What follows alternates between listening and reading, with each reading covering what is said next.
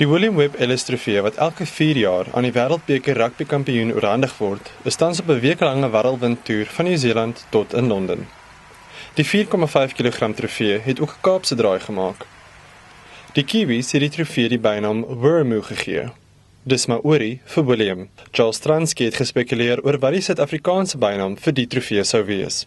Just in terms of the name, we as a couple of players have had a little bit of a debate since last night, since Foxy first mentioned the name Wormu.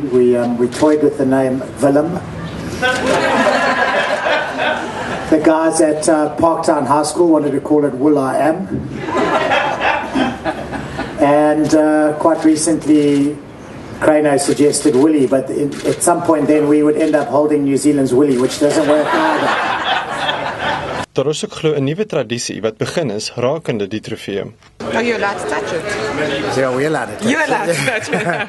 So that's interesting. Grant Foxy was telling us that this is now a tradition that started that unless you've actually won the World Cup, they try not to let people without gloves on or without some sort of covering touch it. That only the hands who've won it can lift it, which is might sound a little anal in some ways, but it's a wonderful tradition, and I suppose you earn the right to pick that trophy up.